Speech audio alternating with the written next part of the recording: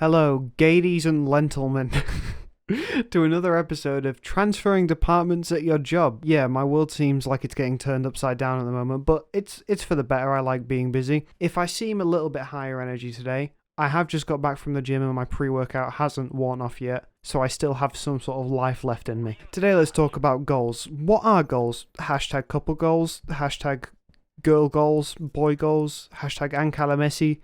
No, I mean ambition drives aims, you know what I'm talking about. I don't know where you guys are from. You might be from an extremely wealthy area where everyone has dreams and some get up and go. But where I'm from, you see a lot of people who coast, man. Which I can't blame them, right? It must be comfortable, but for some of us, you have that innate desire to do something. Goals differ for everyone. First and foremost, I feel like the hardest part is actually finding one, right? I mean, everyone talks about how you should turn what you love into a job and, work hard to achieve your goals. But what the fuck do I want to do with my life? That's a hard question, and it's even harder to answer when you're 14 trying to decide what GCSEs to do. In America, I don't know if it's different, but here you are made to take your, final subjects when you're 14. Bearing in mind these subjects will probably inform what you do at college and then university, so it's a stressful thing. 3 years later, deciding your college course is equally as difficult because you might have hated the thing you chose. And it doesn't get easier over time, I can promise you that. I've found myself in this position a lot. I've always wanted to work hard, but I jumped between hobbies a lot and eventually found myself in a position where I desperately wanted to do something, but I couldn't find myself an aim to strive towards. That eventually became the gym, but the gym's not going to pay a mortgage. I have no desire to be a personal trainer. When undecided on the future, that leaves you with one option really, the present. You don't know what to do, therefore how to do it, so what are you doing now? For some, that'll be school, others employment, others unemployment, others college, so they all have different presents, but you can still work on them. Seeing as I'm 20 and I like to think that I'm not too far removed from school, even though I did leave secondary school 5 years ago now, which is terrifying. One thing I will say is, please, for the love of God, get a part-time job. I regret not doing this a lot. I spent a long time just playing Minecraft and Skyrim, and yeah, that was great. I absolutely loved it. Looking back, I wish I earned a little bit more money then. If you do have an idea of what you want to do, then put all of your time into it. If you're at school, you don't have many obligations. Hopefully you don't have kids if you're in school. You won't have bills, you won't have a job. So if you want to do something creative and you want to go into an artistic field, now is your time to really invest those deep hours into it because you have the freedom to do so. When you get older, it becomes rarer and rarer, and this is how people get stuck in dead-end jobs because it's so hard to get the qualifications or to get the skills necessary to leave them. If you don't know what you're doing, then, as I said, get a part-time job. If you're in school, that might be harder, as some places are quite scared of having cash-in-hand jobs. But here in the UK, there is a lot of small takeaway places that are owned by people who don't really care about the law too much. The pay won't be great, and it will be 100% cash in hand, but it'll give you a level of freedom that will serve you greatly, especially when it's time to save for something like a car or a gaming PC.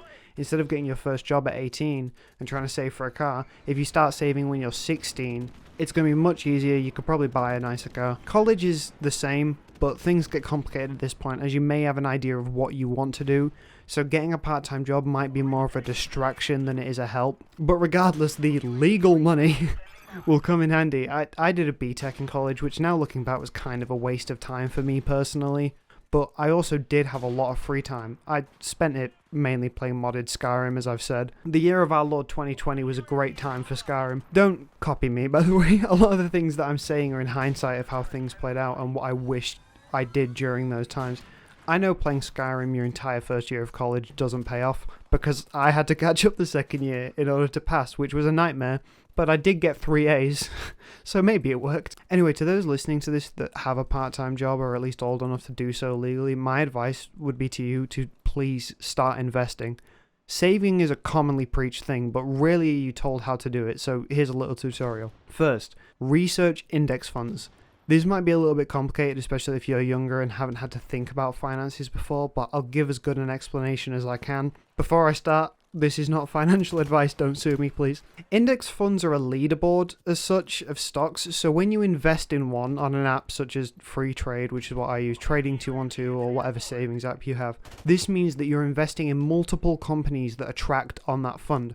So, for example, the S&P 500 tracks the top 500 companies in America. This is a much better option than investing in a single stock because you don't have the increased risk. For example, if you invest in Nike and Nike somehow loses relevance or has like a bad managerial decision that will damage the sales of the company, then your money will directly go down with the value of the company going down. With an index fund, when one company goes down, hypothetically another one comes up because it's a leaderboard of sorts. Theoretically, you will stay in this safe zone and just slowly grow over time as the economy of whatever country that leaderboard is tracking goes up. So for example, America's economy for the S&P 500.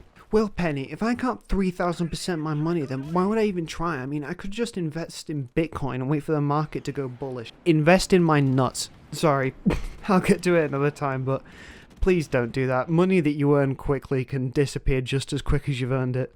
That may sound like nonsense to those of you that are new, but if anyone has any idea about the financial market, that is very common sentiment. Well, Penny, if I'm all about slowly growing my money, why don't I just put it in an ISA or a savers with good interest rate? If you're in America, I don't know if they have them, but over here we have something called an ISA, which is basically a tax-free savings account. I'll tell you, Ben, if there's a Ben listening to this, he just freaked out.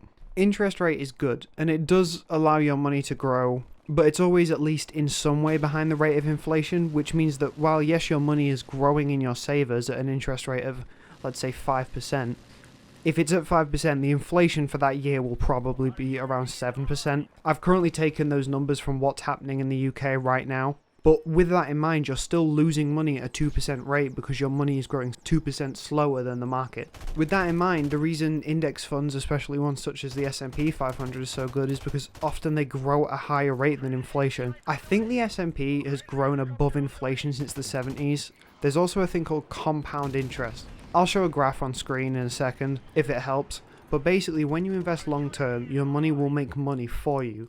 The longer it sits there, that gained interest then gains interest and does it again and again and again over the years. The graph on screen now shows what I mean. $5,000 a year is roughly $420 to put that into context, or £420. As you can see, the person who uses compound interest rate and invests earlier and has longer time in the market wins in the long term. And this isn't some Gary V shit either. This is sourced from the Federal Reserve. I'm sorry for the impromptu money lesson there, but I think it's something worth talking about. I don't know for those of you across the pond, but here money isn't discussed as often. It's kept quite quiet, which to me is a bad idea because, you know, oftentimes we don't question our own actions and thoughts until someone else does, and our money habits are not above that. Those who have some idea of what they want to do, to loop back to the original point, but don't really know how to, I'd suggest places like Coursera. While Skillshare and YouTube are great for learning, especially with creative fields, you should check Coursera out. Having an accredited course is good because you can put that on your CV and use it in the quote-unquote real world. Coursera is expensive though. The usual rate is like 36 quid a month or $36 for a single course. But a lot of the times it's like sitting a semester at university and it is accredited, so you do get some level of value for money. But to wrap it all up, I can't tell you what to do. I don't know what your thing is, but I hope you find it. In the meantime, just keep trying shit. You'll stumble across something that you love eventually. I mean, I stumbled across this after trying guitar and piano and all different types of music stuff. I had a gaming channel at some point. Over time, as you just keep trying things, I had a clothing line. You'll find something that you truly actually care about. And when you do that, you can work at it forever and it's not a massive stressor. It's actually a break from the stuff that you're doing in the quote-unquote real world. If you stay on the move, eventually something will come across you. People don't find their passions till like their mid-40s sometimes, and maybe that's you. I hope for your sake it's not, because I know how weird and uncomfortable the feeling is of not knowing what you really want to do, but I hope you find it. And I think that's it for me today, to be honest. I hope you're enjoying the gameplay in the background. This is the first time I've used a sniper rifle in so long. There's 3 videos on this channel now, this being the 3rd, where I've played 4 games, and they are literally my first 4 games. So for picking up a sniper rifle for the first time in a while, I didn't do too bad, but I was camping a little bit, but forgive me. It's 2023, at least I'm not sliding everywhere. Anyway, I think you all know the drill by now. I hope you have a good night. Pull over if you get tired, call me if you need me, and I'll see you in the next video. Bye.